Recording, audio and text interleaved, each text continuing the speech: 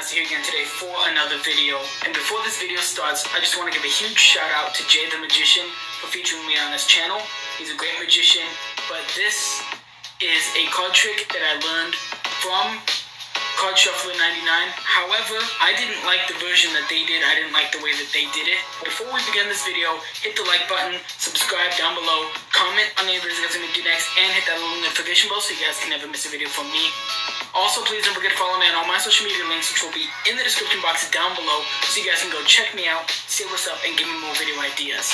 That's it. Let's get right into the performance. So here we have the two jokers, right? The two jokers are going to play a pretty big role in this trick, alright? So before we begin, I want you guys to see that we have the two jokers here, alright? What we're going to do is we're going to take these two jokers and we're going to stick them into the card box, just like this. As you can see, they go in there, and the deck box will close up so you guys can view them. Okay, the deck box will just sit right here for the rest of the trick. I will not touch it, alright? So here's what's going to happen. I'm going to have you guys tell me when to stop wherever. Let's say stop right there, okay? We're going to make 3 piles of playing cards, right? I'm going to take these and just cut them into 3 piles, okay? Here's what's going to happen. I'm going to take 1 pile and I'm going to go ahead and give it a mix-up. I'm going to take the next pile and I'm going to go ahead and give it a mix-up as well, okay? And I'm going to take the last pile and I'm going to go ahead and give it a quick mix-up just like this, all right? So all 3 piles are mixed up. So if I had a spectator here, what I would have them do is I would have them take each pile, deal off 1 card at a time, right, until they want to stop. And then the time that they choose to stop, they'll take the card they stopped at, flip it face up, put it back on the pile, alright? So we are going to do this again, okay, with the second pile. We can just literally stop wherever we want, flip the last card over, just like that, out jog it, okay? And literally with the last pile, we will do the exact same thing. Just deal off cards till we choose to stop. Let's say right there. We flip over the cards and we keep it there.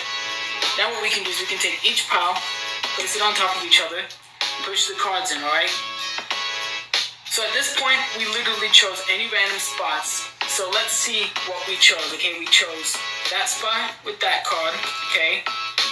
This is the other spot. And the last spot that we chose is this spot right here, okay?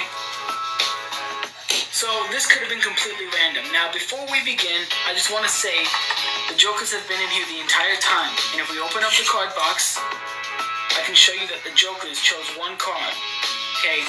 Chose 1 card to sandwich in between them.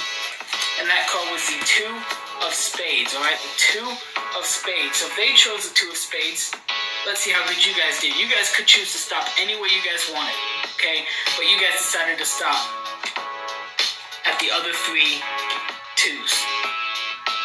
That is a performance. Now I'll teach you guys how to do it. So to start this trick, here's what you guys will need. You guys will need any 4 of a kind.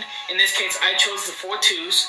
You could do any 2 of a kind. I chose the jokers because not many tricks have the jokers in them. And you also need the deck and the card box in this case, if you want to do it my way. Here's how the setup is going to work. When you get out the cards, you're going to have 1 2 on top of the deck. You're going to have 1 2 on the bottom of the deck. And then what you're going to do is you're going to take the cards and you're going to kind of peel down, I would say about a quarter, maybe a little bit more than a quarter. And you're going to place 1 2 here. And you're going to place 1 2 underneath this pile. And what you're going to do is hold a pinky break, okay? Right there, you're going to hold a pinky break, okay? Once you get that set up, you're going to have the jokers and the box set aside, okay? And you're going to start by telling the spectator that these jokers are actually magical. And what you're going to do is you're going to do something kind of awkward here, okay? While you're holding a pinky break, you're also going to be holding kind of a ring finger break underneath just the top card. Because if you remember, the top card is actually a 2. Okay, so you're going to hold the middle finger break there. And you're not going to flash that, okay? What you're going to do is you're going to just take the 2 jokers and nonchalantly square them up on the top. And you're going to take all 3 cards, okay? You're going to take the 2 jokers and that bottom card. But you're going to keep them squared up. And you're going to show them that you have both jokers here, okay? But actually, this card is hidden behind one of the jokers. So once that happens, you're going to square up the cards. And you're going to open up the card box. And you're going to explain to them how you are going to put these jokers in the card box, okay? You just stick them in there, okay? Make sure they're all squared up. And when you close it, you could even shake it, show them. But make sure during this that you do not flash the pinky break at all, okay? Make sure you have these cards straight. There's a certain way of doing it. You'll get the flow when you do this trick. But you want to get it into the card box and just set the card box aside. So now that you have that set aside, this is where the rest of the trick pans out, okay? Here's the important part. You're going to riffle down and you're going to have them tell you when to stop. But you got to remember that you have a pinky break here. So when you ask them to riffle, you're only going to riffle a little bit. You have to make sure that you go slow so that they say stop before the pinky break, okay? You want to make sure that they say stop before. This is important because if they stop after, then the trick won't work. What you're going to do is you're going to go slow and you're going to have them tell you when to stop. And when they say stop, you're just going to lift up at the break, okay? You're going to lift up at the break and you're going to make that one of the piles. Now the next time you riffle, it doesn't matter as long as they don't go through the entire deck. But let's say they say stop right there. You're going to place that one down and you're going to place that third pile right down here, okay? So here's where you got to kind of have a memory, okay? So with this pile, the 2 is going to be on bottom. With this pile, the 2 is going to be on top. And with this pile, the 2 is going to be on bottom, alright? So when you're shuffling up these cards, you got to remember that this 2 is on bottom.